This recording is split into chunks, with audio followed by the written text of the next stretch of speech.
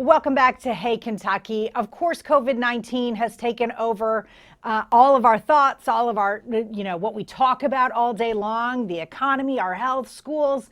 It's all related to the coronavirus. To go a little deeper into what this pandemic is doing and what maybe we can expect from it, I'm pleased to welcome in infectious disease doctor Daniel Rodrigue. He's from the Lexington Infectious Disease Consultants. Thank you, Dr. Rodrigue, for being with us today.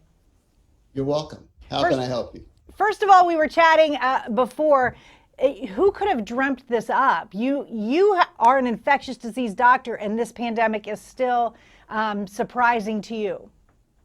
Absolutely surprising. I mean, I could have never imagined a time when I have to wear a mask as long as I'm wearing one. And it's, nobody likes to wear it all day long.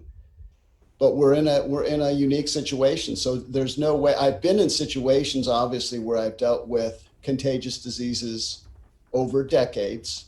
I've worked in many settings, not only in the United States, but abroad, where you see outbreaks of illness. But this worldwide thing and what its impact has been across the country is really unique. So there seems to kind of be a thought amongst people that once there is a vaccine in place, everything goes back to normal.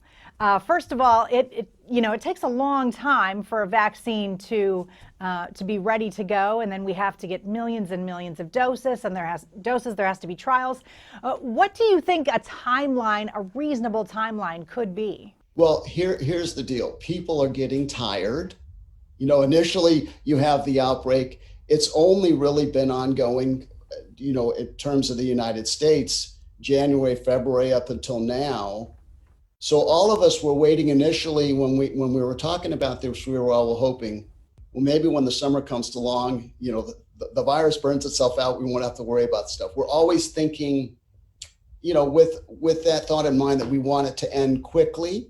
Everybody wants that, but there is a balance. And so what needs to be, we have a long-term goal and a short-term goal. The short-term goal is to still try to control the amount that this disease is affecting us and using public health measures to do that. And the public health measures that are still important, masking, social distancing, paying attention to how what our behaviors are.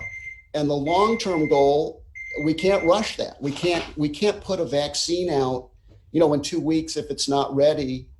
The implications, if it's not a good vaccine or if it has side effects, are great. We're talking about millions of people being exposed. So you have to do that in a stepwise, safe fashion.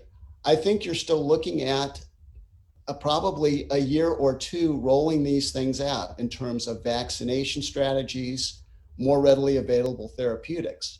So while we're waiting for that stuff to happen, we really have to steel ourselves. It's a marathon. It's not a 100-yard sprint.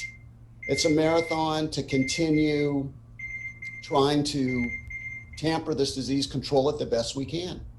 Maybe you can help me make sense of this a little bit quickly.